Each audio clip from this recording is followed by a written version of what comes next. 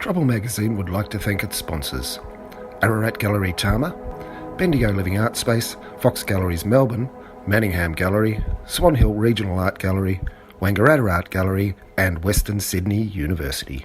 Thanks for your support. What if a conversation could change your mind about yourself and about the world? What if a conversation could one day lead to a change in government policy?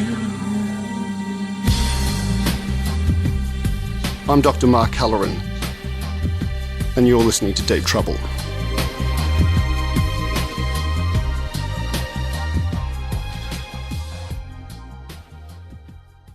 We're back in the studios of Main FM. Here, another episode of Deep Trouble, and I've got Mark in the studio. G'day, Mark. Hi, Steve. How are you going? It's great to be here. Oh, yeah, you're only just saying that because it's true. Hey, we've got Carmel Bird. You're going to interview Carmel Bird today. Yes. So Carmel Bird is an award-winning author. She won the Patrick White Award for literature. We're going to be talking about her work and in particularly focusing on one work which is called Fair Game. A lot of the interview, well, at least the first part of the interview, is about her growing up in Tasmania. What an amazing place to grow up, don't you think? Yeah, it was interesting to hear her experiences growing up in Tasmania. Obviously, it's got a reasonably dark colonial past. She loves skeletons in cupboards, and there must be, well, I mean, that state is renowned for the skeletons in its cupboard. Well, yeah, I mean, H.G. Wells based The War of the Worlds on the colonisation by the British of Tasmania. Interestingly enough, if we're talking about authors. I've never heard that theory. Well, actually, Steve Proposh has just released an anthology about it, and it's in the foreword. It's quite well known, I think. I think it's quite a well-established fact. If you look at it, it's about colonisation by an alien force, terraforming, all those sorts of things that occurred in Tasmania, introduction of new species, sheep and cattle. Well, mind you, Carmel Bird doesn't write about these particular issues. No, Carmel Bird's Fair Game is about the first convict women who were taken to Tasmania to be introduced, they thought, as wives to respectable squatter husbands, but essentially what happened to them, the brutal reality that they faced in Tasmania. She's a beautiful writer. I think she's able to communicate something about human experience, so your experience as a human being, and put it into words in a way that you couldn't. And so great writers can do that across time and geography. So a writer that was writing 50 or 60 years ago might say something about my experience of life that resonates with me in a way that I could never have put into words as effectively.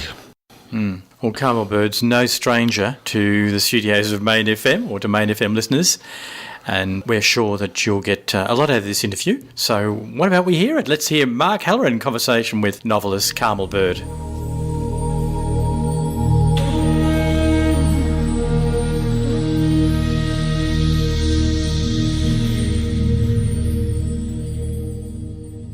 Carmel, welcome. Oh, hello, Mark. So I'm here with Carmel Bird.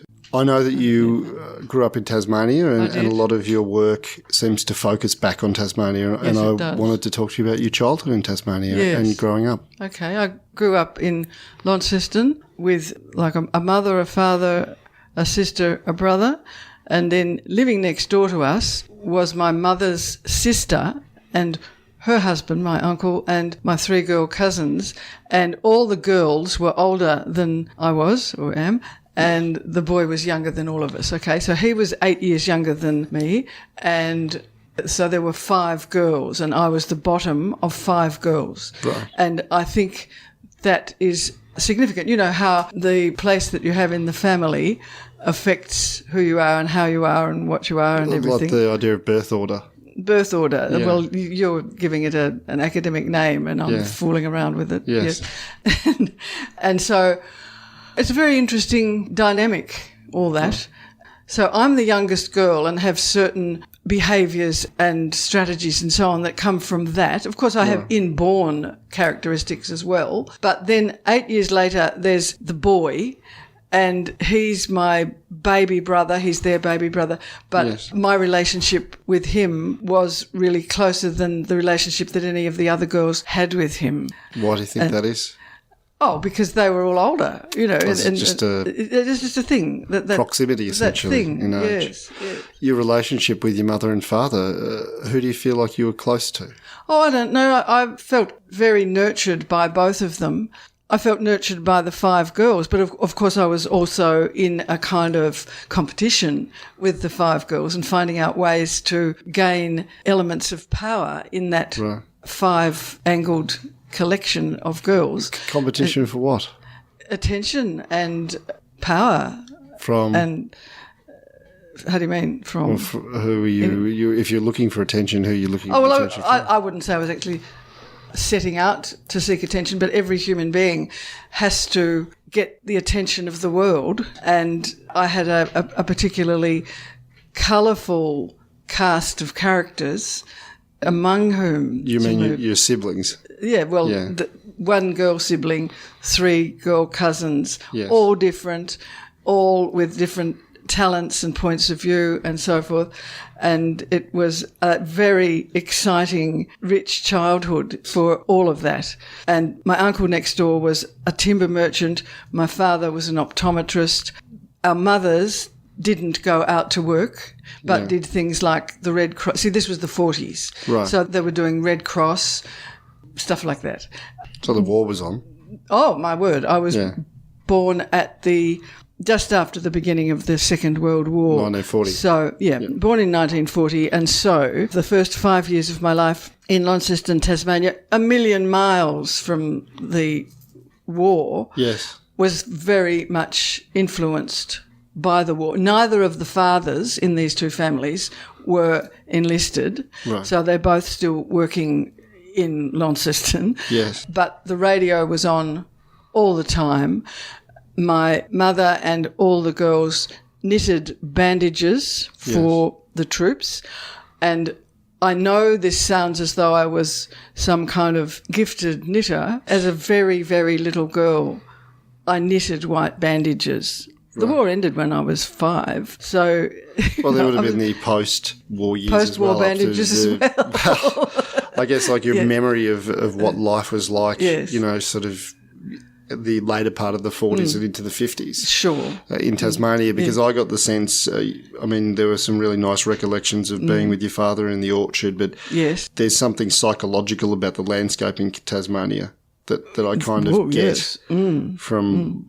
you reading. Yes, and it's not only the landscape. It's a beautiful landscape, of course. Yes. Just somewhere to be and something to look at, the sky and the trees and the water and the rocks and everything, the forests and the wildlife. Because even as a child, it seemed like you felt like it was a special place. Well, I did. I felt... I know that in hindsight it sounds as though one is romanticising it, and no doubt I am. But I sincerely believe and recall finding the whole thing magical. And you see, the history of Tasmania is a dark history, isn't it? A dark history. And my father was a great reader and a great collector of books and had many books of history and natural history. There was one pair of 2 big books called the Cyclopedia of Tasmania, and my brother has the originals of those, but I have facsimile copies of them, which are now available from a publisher in Hobart. I bought them a few years ago, and I pored over those. Now, maybe that's a funny thing for a 7-year-old girl to be doing. I don't know, but they fascinated me. They're black and white photographs of old blokes with white beards and little bits of information about Indigenous things, little bits about Indigenous things. Nothing whatsoever, nothing about a convict history. But at a very early age, I became very fascinated by what was under the rocks, by the Indigenous and the convict history of the island. And I used to do a naughty thing. Nearby where we lived, there was a disused quarry, and I liked the rock faces of that disused quarry, and I used to draw imitation Aboriginal art on the walls of the quarry, and then I would invite other children to go there and see the Aboriginal art, which I had discovered. Yes. And they could give me a couple of comics or something, and I would take them and show them this marvellous thing that I had, discovered. It's like entrepreneur. Well, it was a bit entrepreneurial, yeah. It was also fraud. And I remember when I was in high school, our school had Launceston High. Yes. We had an exchange of essays with a school in the United States, and the children there were meant to write essays about their part of their country, and we would write essays about our part of our country and exchange them and publish them in our magazines and things like that. Well, I wrote, this was in what we would now call Year 11, I wrote an essay exploring the convict history and the Indigenous history of Tasmania. And this was my first and really rather important, very important experience of censorship, because the teacher said, it's a very good essay, as essays go, but we can't send it because it misrepresents. I can't remember how she expressed herself, but what she meant was that it presented an image of Tasmania that was not going to be let out of Tasmania. It wasn't going to the United States, thank you very much.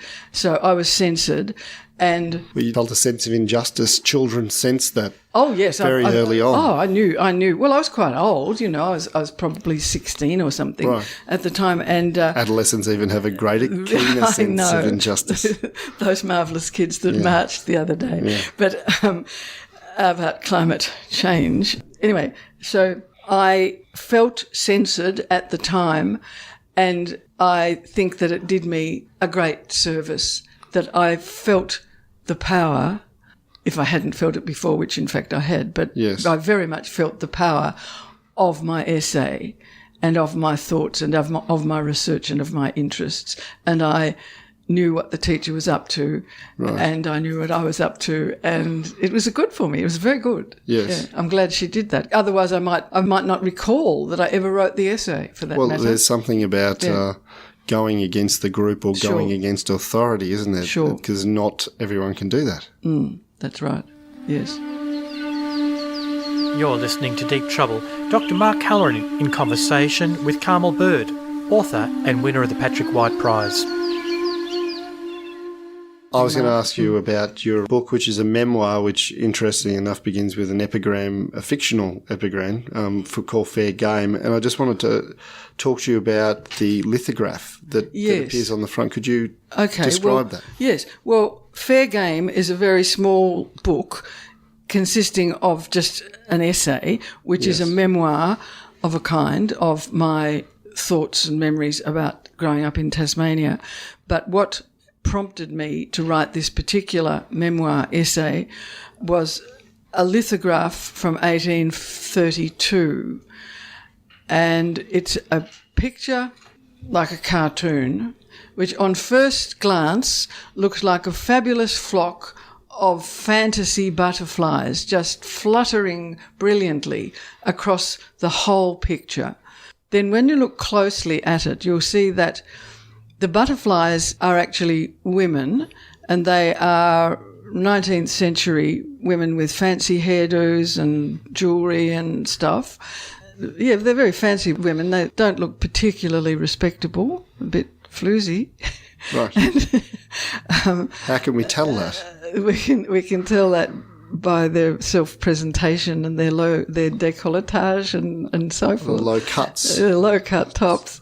And then if you look more closely, you can see, yes, they're flying through the sky, and beneath them is the sea. And on the sea, there are a couple of little ships moving, sailing. Yes. This is the coast of Devonport, isn't it? Or No, wait a minute. No, let me talk. Sure. Okay, sorry. That's okay. That's so rude. No, that's okay. The sea is, in fact, moving from, on the left-hand side, England. Yes. And on the right-hand side, Tasmania. Right. And it's not Devonport, in fact. It is down south. It's Hobart. Right. But you don't really know that until you have had the picture analysed for you. But very, very tiny drawings on the English bit and tiny drawings on the Tasmania Van Diemen's Land bit tell you that in England there are nasty women with brooms shooing something. It's the butterflies, shooing the butterflies out of England. We don't want these women here. Then in Tasmania, in Van Diemen's Land, the most visible, tiny though, most visible image is of a man with a very prominent butterfly net, and he's going to catch one or some of these. And then there are other men on Van Diemen's Land who are making little comments implying that they are going to catch a butterfly and run off with it, and it'll be his butterfly, his girlfriend, his wife, his servant. Now, the story of the thing is this, that in 1832, people like Elizabeth Fry, who was an English woman Quaker concerned with goodness and Christianity in the colonies. An evangelical Christian. Yes. Yeah, the group in England were a society which set up the protectorate systems in Victoria. Yes. If it's the same Christian groups, Similar. And they had organised for a ship called the Princess Royal to take a group of non-convict women, no men, just good women, would be transported from England for a very small fee and go to Van Diemen's Land and become wives and servants for the men in Van Diemen's Land, which was highly overpopulated by men, not enough girls there for being wives or servants or other things. And so these girls were collected, and it turned out that most of them were not particularly virtuous people. The desire was, and the idea was, that they would be good, virtuous Jane Austen type heroines or something, but they mainly came from the workhouse and places like that. Well, I got the sense from your story that there's a story at the end that it was almost like a kind of indenture. That is right. People are brought over and they're told one thing. Yes. They're told that there's going to be a new life, an opportunity for maybe to get married or different social situation. Opportunity to rise in the world, yes, in the new world, in this wonderful place called Van Diemen's Land, where you have a choice of situations, a choice of men, Yeah, but this is a class thing as well, because these were poor women. They were poor, yes. So, yes. And something happened to them in terms of the story. The way that you depict it in the story is quite... Yes, I have written a very short story at the end of the essay, certainly, which is told from the point of view of one of the women and how betrayed she was. Yes. Well, it does remind me, I mean, when I went to, the last time I was at Tasmania, went to an old settlement, a station outside of, I think it was Launceston. And it was large, about 32,000 acres back then. So it was gifted to a family that colonised and came and settled. And they told the story of locking the servant women up because men would kidnap them. Yes. And take them away and rape them. And so it was quite dangerous. And put them into all kinds of servitude. Yes. And in Richmond prison, women would be sharing the prison yard with men as well, which you can imagine how brutal. I mean, life is brutal for poor men. Sure. As well. But it seemed to me when I read your story, it ends, or towards the end, it comes with the broken wings of a crumpled, crazy, crackpot, mouth-faced butterfly. Right. Yes. All right. So it's quite terrible. It's a wonderful turn of phrase, though. But, I mean, it drove home, I mean, because I think underneath that, and I've talked to historians like Nick Brodie about this, Tasmania's dark past. 160,000 people were taken from England to Australia, 20% of political prisoners. The Irish, they try to wipe out their language, Gaelic. With Aboriginal people, of course, you've got the Black Line, and that was... And the Black War. And the Black War, which has remained covered up to some extent. And almost ended with the extinction of an entire race of people. Yes, well, there was an attempt to wipe out a race of people. It failed. But the popular history of Van Diemen's Land, or Tasmania, for many years has been that it was a successful genocide. But you see, it wasn't successful. Yes. The descendants of the Indigenous Tasmanians who were there when the British arrived. It's always hard to find a verb for what they did. I'll call it arrived. Yes. It was settler colonisation. Yeah. Well, yeah, all right. Yeah. that's the I think that's the accepted term the today, historically correct term. Okay, fair enough. We know what we mean anyway. Yeah. The idea was to obliterate the Indigenous people, and it didn't work. But as you were saying, it very nearly did. And it was an extraordinarily brutal time. Yeah, the history is complex in terms of that. You've got people on the scene. You've got Governor Arthur, who was seen as a humanitarian up to that point, and John Batman essentially started his career in Tasmania and was on the Black Line and had executed Aboriginals that he'd taken prisoner, essentially. It seemed as though, although the history is that they had conciliators like Robinson who George was Augustus the Robinson. chief protector here as well, that the movement of the conciliation was the movement of Aboriginals onto the islands, and that ended with starvation and disease and death as well. Yes. So aside from their considered campaign, there were lots of complicated political factors that went on. Certainly. Yeah, I know that was important to you because you've written about the stolen children. Yes. My interest in the way one race treats another persisted after my childhood into adulthood. Was it based on your experiences as a child? And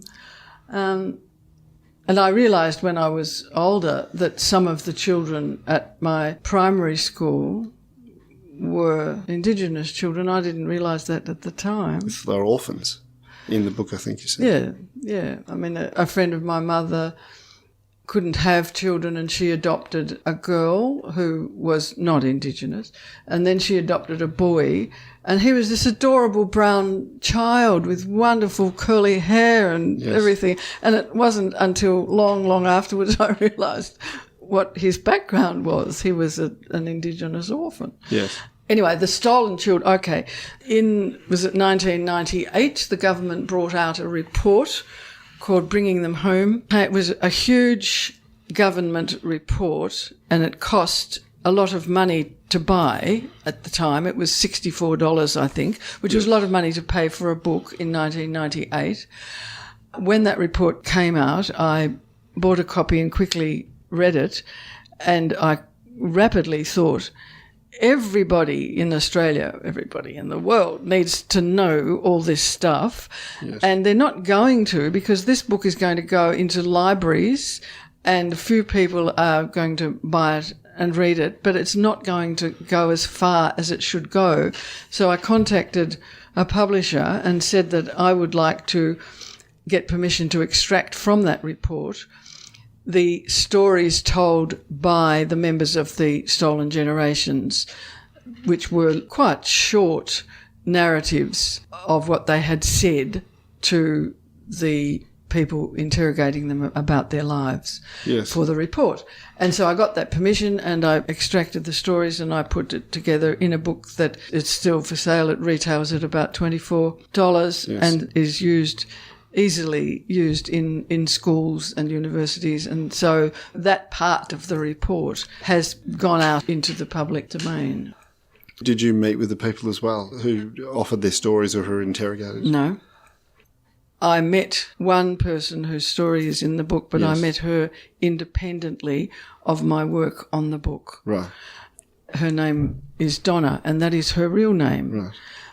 The names of all the others are false names. They had false names in the report and they retained their false names, and I communicated with their lawyers, not with them. Right. They had to be protected because of the things that they said. You're listening to Deep Trouble. Dr. Mark Halloran in conversation with Carmel Bird, author and winner of the Patrick White Prize. I suppose it seems like you've strong feelings about this. You would have lived through the White Australia policy. Yes, I've never really thought of it like that. Right. Do you not have recollections of what life was like at that time? Yeah. Of course I do. I was in high school when refugees were brought into the community to work on the electricity project called the hydroelectric company in Tasmania, famous for it. And the Snowy Mountains kind of is the big Australian one, but in Tasmania, refugees. And so into my school came girls. I don't remember any refugee boys really, but I was a good girl at school, and I've changed. But I was assigned 2 Dutch girls. Right. You know, it was all very nicely done.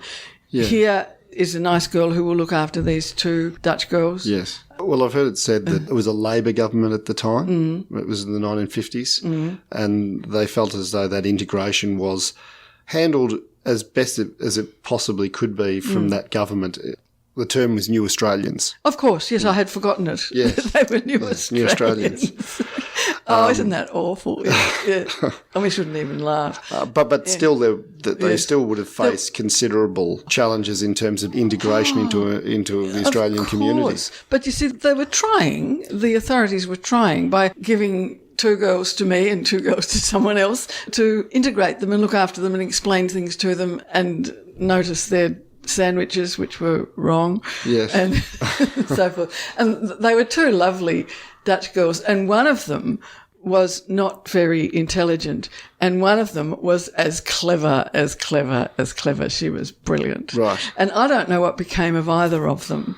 I wish I did, but Nettie was the clever one's name, and she must have gone and done something incredible. Yes. Yeah. I mean, what are your recollections of growing up during that time and the attitudes of the community in terms of, either it's refugees or immigrants or Aboriginal people? There was nothing about Aboriginal people. Nothing? Right? Nothing. No. I mean, there was this little boy who was adopted by my mother's friend, but he wasn't acknowledged as being Indigenous. And at that time in Tasmania, I was not conscious of anything truly Indigenous in the community of the day. I was intent on doing Aboriginal art and stuff, but that's different.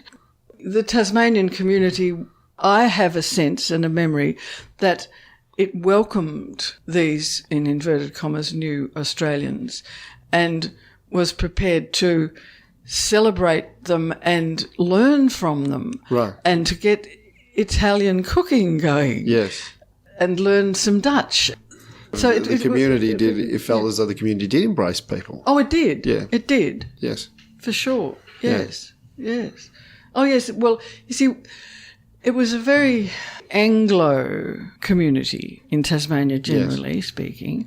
And from a very early age, I spent a lot of time in the museum where there was a joss house. Sorry? A Chinese joss house, okay, which was just fantastically beautiful. And I would drift around. You could walk all through it. These days it's behind glass in the museum. It's not the way it was then, but then you could walk into what was and is called the Queen Victoria Museum. Yes. and walk straight into a Chinese joss house. Right. And I actually can trace in my own taste in interior design, if I can call it that, the way my house seems to set itself up, I can actually trace it back to the joss house. If you were to come round to my house, you would find that the main room is drenched in red stuff. Right. Like a joss house. I mean, it's nothing like a joss house, but I can trace it back. Perhaps I was responding to something in myself anyway, but I loved that joss house, and I can see the joss house in my house now. And I can tell you that I've only just put those 2 things together as I've been talking to you. Right. Because I haven't thought about the joss house for a long time. Well, I wanted to talk to you about your collection as well. My hearts are your hearts. Oh, yes. And so there is a story called Waiting to be Seated. I'm not going to talk about it. Yeah. I'm not going to ruin it for people if they haven't read it. Yeah. I like the ending. There's something about a few of the endings that you do that remind me a little bit of Raven Carver for some reason. That's a very nice compliment, yes. So I wanted to ask you, considering we've mentioned him, what you think we talk about when we talk about love. I love that story. I love a lot of his stories. I meant for you, your own personal experience. Oh, what do we talk about when we talk about love? Yeah. gosh, the meaning of love. Yeah. I think you warned me. I did, yeah. You did? My hearts are your hearts. I have not got myself together to talk about this, really. Right. Do you want to talk about it? I don't know. I love lots of people, starting first of all with my daughter and my grandchildren and You've friends. been in love? Oh, yes. Yeah. Yes. You've been in love? Me? Yes. Yeah. Oh, yeah, good. Okay, well, then you're across that. Everyone's experience is different, though, I think, and comparable. Yeah, different and comparable. It's a feeling of being completed by another being. Yes. By meeting someone who seems to not just respond to one, but to whom one responds. And this goes back and forth and makes something beautiful and new. Seems to. Did I say seem? Yeah. Mm-hmm. There's a quote at the end of the book, which is one of my favourite biblical quotes. What is it? I can't remember. It's Jeremiah 17:9. It's from the King James It'll be version. the King James version. Which is the best version in terms of it's a Protestant version. Well, I think so, yeah. In terms of the language. Yes. And I often talk about it because people will often say, it's you've heard people say before, well, the heart wants what the heart wants. Mm. And I instantly think I was raised a Roman Catholic, taken to church from the time I was born up until the time I was about 20. Mm. And my mind instantly goes to, yes, but the heart is deceitful above all things. Oh, yes. Mm. Yes. Isn't it? Yeah, I remember putting that in there. Yeah. And desperately wicked. Yeah, but I don't really go on to that part, but I think it is. Yeah. It doesn't always tell the truth. No. Complicated. Yeah. Sometimes I feel what I would say is pure love. Yes. Like for my grandchildren, it's just pure love. And also for pets, you can feel a pure love. Some people might say unconditional. Unconditional. And it's an attraction. I am attracted to the innocence of the children and the innocence of the pets. Yes. Of course, dig into them and they're not innocent at all. No. But they have a certain innocence and a certain freshness and trailing clouds of glory. Well, it's their relationship too as well, isn't it? Certainly, yeah. I think children and animals, the way that they relate and trust seems sometimes unconditional. It does. Which is what a lot of people search for. Yes. And I think that trust is a huge part of love. Yes. There's research that shows that trust is the foundation of a relationship. Oh, so yeah. I'm sure there is. I mean, who needed research? Well, sometimes research is all right. Useful. Yeah. Sometimes it tells you things that you already knew, and sometimes it's counterintuitive. Sure. Yeah. Yes. But trust is like the foundation. If you can't trust someone, then you there are no words. Yeah. So, what's your experience of trust? Trust. Is it easy to trust people? It can be. So much of life depends on trust. You buy a cup of coffee, you trust they're not going to poison you. Well, I guess there are degrees, different degrees, isn't there? Yeah. But in a relationship, you kind of place your feelings in the hands of someone else. Yes. And often things begin, they seem utopian and glorious. Yes. It's a phase called limerence. Yes, that's the one. Yeah. And then it can be that you discover that the person wasn't as trustworthy, as worthy of trust as one had imagined. Yeah. Well, I think we all discover that people are just people. They are. The rose-coloured glasses come off. Yeah. I was going to talk to you also about your last book, which is your latest book, which is Family Skeleton. Family Skeleton would be my latest book. After Family Skeleton, I do have a collection of short fiction which was produced only as an e-book, as an experiment. Yes. It's an exciting experiment, and that's called The Dead Aviatrix, but you may not know about that. I saw the advertisement for the book. Yeah. The book's about death. What's about death? Family skeleton. Family skeletons about death. It seems like it's about death. See. Oh yes, of course. The family is a family of undertakers. Yes, and it more or less starts with the funeral of the matriarch of the family of undertakers, and there's a lot of fun made about death in it. Well, it is very facetious. I would hesitate to call it facetious. I think What would you call it? Be ironic. And Ironic. Satirical. Yes. Facetious is a bit frilly. Is it? Well, what we have to clarify here, Yes. I think, Mark, is that the narrator of the story is a skeleton, and that is established early on, and he is... I didn't realise it was a he. Well, it's there. Is it? It tells you. I yeah. missed But, must have missed well, that you part. missed Yeah. it. Yeah, well, because quite often, if the author of a novel is a female and there is a narrator, readers assume that the narrator is a female. Do they? They do. That's a psychological... That's Yeah, I think it seems that is so. I had just assumed that Yes. both the main protagonist and the narrator skeleton were female. Female, no. He's even named George.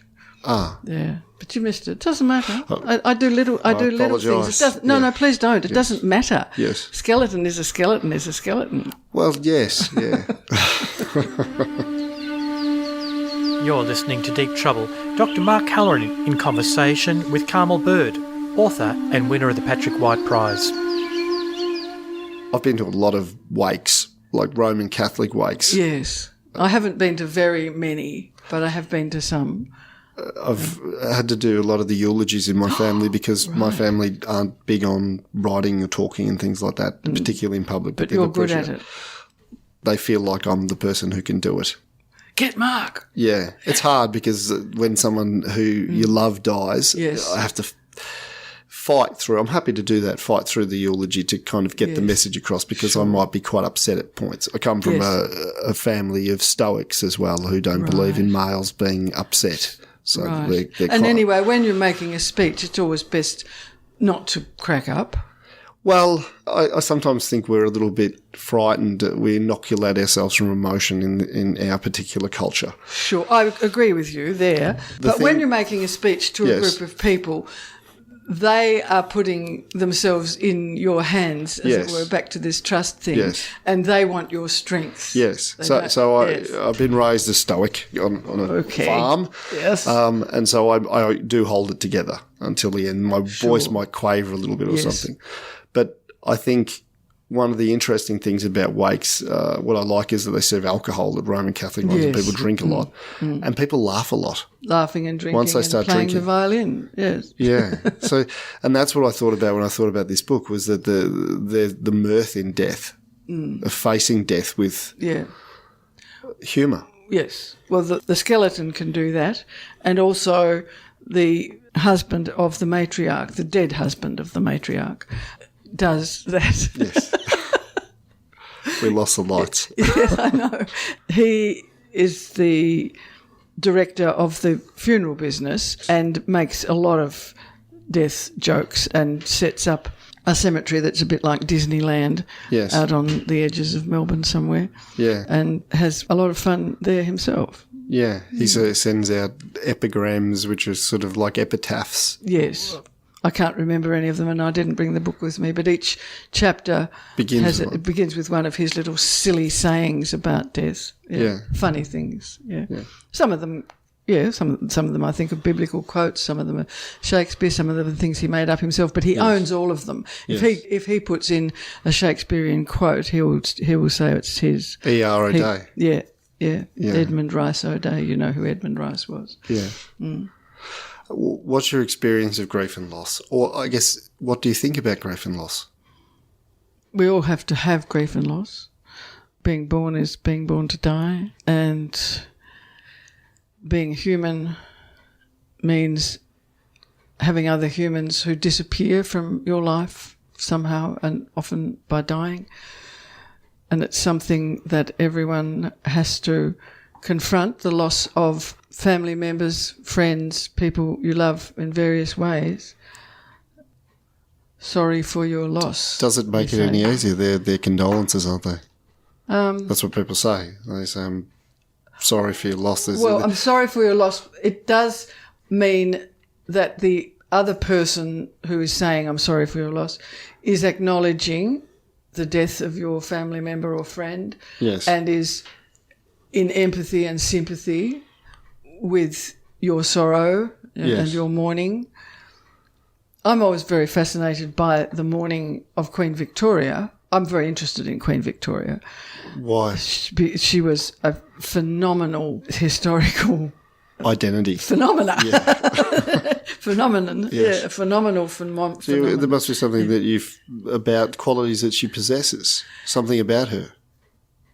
She was she's very fascinating. She's fascinated more people than me, but she was very young, had been brought up very strangely, and was a woman in a man's world like Elizabeth I. I'm not as interested in Elizabeth I as I am in Queen Victoria, possibly because Victorian stories and history and so on were more available to me as a child than stuff about Queen Elizabeth I.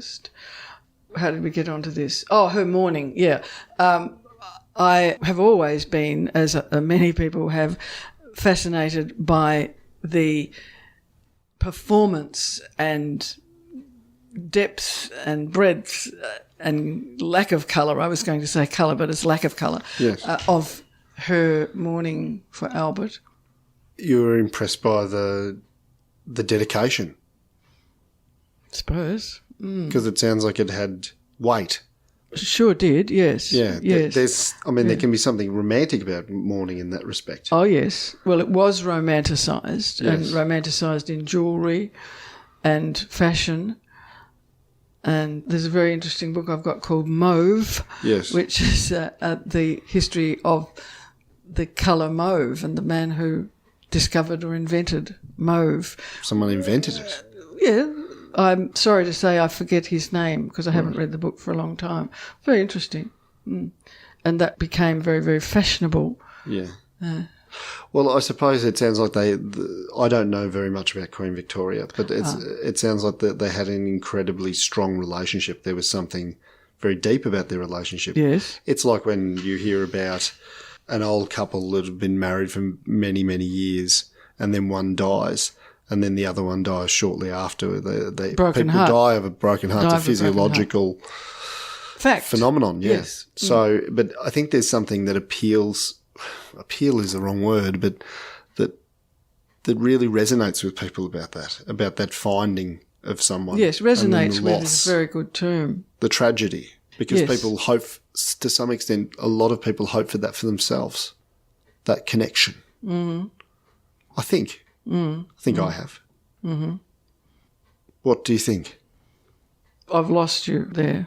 Well, I guess I was wondering whether seeing that grief is it has something to do with seeing the people that lose love that's so strong, the tragedy of that. And then we relate that to the tragedy in our own lives. Yeah, I suppose so. Yes. Yeah. It's like the death of Princess Diana, which unleashed such emotions, is still something beyond understanding, but it was real and it's still going on. Yeah. I've heard GPs say to people, oh, well, your wife's died, you could be in grief for the next 8 weeks or something like that. Oh, yes, for the rest of your life. So if you love someone, it feels as though that the two are intertwined and unfortunately the down payment for loving people is the pain that you have for the rest of your life. But there's no rose without thorns, Mark. No. No, I know. Pick that up? Yes. Yes, I do remember that. Yeah. I guess there are no words for tragedy, are there? Shakespeare had a go. Yeah. How did he do? I think he did fairly well. Yeah. Yes. I recently saw Twelfth Night, which of course is not a tragedy. It's a comedy, but it has its bitter side. I don't know whether you know that play, but it's very funny. But there's a thread. Of course, there always is in good comedy. There's a thread of horror and tragedy, and Malvolio is the sad thing in that play. Yeah. Do you face your own mortality with humour? It seems as though... I don't know about good humour, but I do know that it's inevitable, and you never know whether it's... Of course you don't know whether it's going to be quick or long and drawn out and horrible. Yes. There can be anxiety around that. I try to avoid anxiety and stress in everything. Right. Try to. I mean, I know that there are times when, I don't know, you're running late for an appointment and you drive in a stressful way or something like that. But I do, one of the main rules of life for me is to avoid stress. There was a philosopher who went on a campaign with Alexander the Great in India, and when he came back... I don't know this story. It's a good story. Yes. He came back, he'd lost all anxiety because he possessed no opinion. So he would actually put himself in danger. His friends would have to steer him away from cliffs because he didn't care about himself or anything. Oh, right. I always thought that was an interesting idea. It's a very interesting idea. I wonder who that was. I can't remember. I wish I could. No, well, I can look it up. I mean, Alexander the Great, philosopher. Yes, campaign to India. You're listening to Deep Trouble. Dr. Mark Halloran in conversation with Carmel Bird, author and winner of the Patrick White Prize. Butterflies. So I think taking back to butterflies, the butterfly comes as an image in the work fair game. And it's everywhere in my work. There's an image around... The butterfly. There is. So what is the butterfly to you? I don't know. I can talk about it endlessly. Right. That's maybe what we're here for. Yes. It's a symbol of the psyche. There's that. There's a lot of things. Yeah.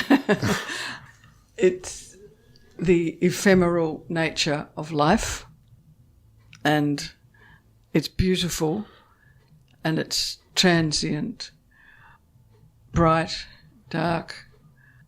I remember my first conscious encounter with butterflies. When I was 3, it was Christmas. I'd turned 3 in August, and it was Christmas next after. And every Christmas Eve, we used to visit my grandmother, my mother's mother, and she would give us silver coins for Christmas. So we visited her on Christmas Eve in the daytime, and I ran around her garden where there were vegetables, and among the vegetables were white cabbage moths, which are sometimes called cabbage butterflies anyway. They're very beautiful. They are. Plain, but they're beautiful. Plain, but beautiful. And I discovered many years later that butterfly had been introduced to Tasmania the same year I was born. So later on, I became quite attached to the idea of having arrived in Tasmania at the same time as the white cabbage butterfly arrived. Yes. But that's not really part of the story. Yes. The story is that Christmas Eve is marked by the fact that grandmother died. On Christmas Eve? Yeah. Were you close to her? Yeah. Yeah. Oh, yeah. That's a terrible thing to have associated with Christmas. Bad, yeah. But it's also associated in my memory with the butterflies in the garden, because I chased them and tried to catch them and chased them and tried to catch them among the vegetables. There's a scene in your book where they release butterflies, but they don't release. And that's such an awful thing that people do. They buy beautiful butterflies and put them in a box and take them to a funeral and then let them out. Mm. And half the time, the butterflies have come from Queensland and are released on Mount Nelson or something in Hobart, and they don't know where to go, what to do, and they just die, you know. Yeah. Well, yeah, okay. So, and this thing about, releasing doves and releasing butterflies, I find it very unpleasant. It sounds like you find it a little absurd. I hadn't got as far as absurd. I just think it's cruel. Unpleasant and cruel. Yeah. Anyway, go back to, so there's it's 1940, I arrived, the butterfly arrives. 3 years later, I chased the butterflies in my grandmother's garden. That night, my grandmother dies, and the white butterfly is imprinted forever on my heart. Right. Yes. And thereafter, shortly after the age of 3, I became a writer, and thereafter butterflies fluttered through my work. There are so many of them in my work. In fact, I've written a little essay on this very topic, which is published this month in Island magazine, for what it's worth. Well, I guess, you've related in the book, you related butterflies to lots of different things, female genitalia. Yeah. There's a part deep in your brain called the cerebellum, which forms the perfect shape of a butterfly. There is. And I always wondered whether that was something to do with the psyche, whether early anatomists had just noticed that. Possible. Possibly. Possible, yeah. That's a beautiful story, though. About the butterflies being associated with your grandmother. Oh, yes. It makes sense then, the lithograph. Oh, yes. Everything makes sense in relation to that. Yes. To some extent. Sure, yes. Yes. We might have to leave it there because... We can't have been talking for an hour. Okay. How did you find that? That was great. Right. Really? How did you? Yeah, I really enjoyed it.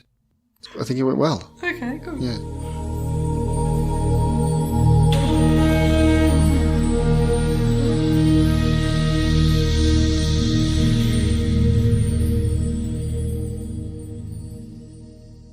And so that was the interview with Carmel Bird. Mark, it sounds like Carmel really would like to have talked to you for longer. She seemed genuinely disappointed that you wound that interview up right there. Well, that was your fault, Steve, because you said that we only had an hour to do the interview, so I had to cut it off. Well, what usually happens, folks, is that Mark talks to our guests for about 4 hours and asks me to edit down to 50 minutes. Which I'm obviously eternally grateful for. I'm going to ask you a question, Mark. Yeah. All right? Okay. Question without notice. Sure. What do you think about when we talk about love? What do I think about when we talk about love? I think about attachment. Attachment. Yeah. When people speak about love, they're talking about attachment. And I guess the theory that resonates for me is that the attachment styles that we learn from our families, our familial love, get transferred across to our romantic relationships. The attachment theory for children was developed by some researchers called Ainsworth and Bowlby. And so it could be made up into attachment types that were either secure or insecure. And most people are a mixture of those. That's a very unromantic framework to view love. Well, you should speak Attachment theory. I mean, people out there would be saying, Mark, come on, be more poetic. Well, you should talk to my partner. Oh, yes. Yeah, she has a similar complaint. You know what? That interview was done a little bit earlier this year, let's be honest. And Carmel doesn't talk about a new book. Doesn't she talk about the skeleton tree? Yeah, she does, but that's not a new book. She's got a new book called Field of Poppies. I don't think it had been released at the time of our interview. No, but she must have already written it, surely, because if it's going to be released in November, right, I would have thought that she could have given it a plug. But why don't we give it a plug now? So anyway, Carmel Bird's new book, Field of Poppies, is going to be coming out, and it's published by Transit Lounge. Sounds an interesting idea. It's going to be set in a fictional town called Muckleton. Muckleton? Don't you think that sounds a bit like Muckleford? That does sound very, very familiar. Yes, very familiar. A woman goes missing, and I think there's going to be more skeletons in cupboards or buried in fields, I think, from the sounds of it. But I'll be looking forward to reading a book which quite obviously is set in central Victoria. But let's move on and talk about who you're going to be talking to next week. So next week I'll be speaking to Professor Mehmet Alzap. Listeners to the series will know that one of the central themes of this series is the relationship between the West and Islam. This is our first interview in relation to that, though, isn't it? In relation to Islam and the West. Don't you think we touched upon it in the Benjamin Gilmore interview? Oh, yes, I suppose we talked about Afghanistan and the Taliban. I'd completely forgotten about that. Yes, you see. Time goes on, doesn't it? But it's a very rich area. Once again, I'm sure our listeners will find it very interesting. So join us next week at 4 p.m. and remember the repeat at 9 a.m. on a Wednesday here on 94.9 Main FM when Dr. Mark Halloran is in conversation with Professor Mehmet Alzap.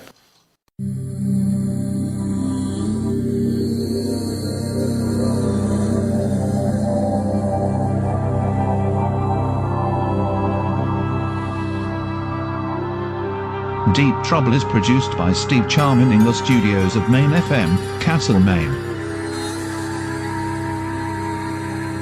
Trouble magazine would like to thank its sponsors: Ararat Gallery Tama, Bendigo Living Art Space, Fox Galleries Melbourne, Manningham Gallery, Swan Hill Regional Art Gallery, Wangaratta Art Gallery, and Western Sydney University. Thanks for your support.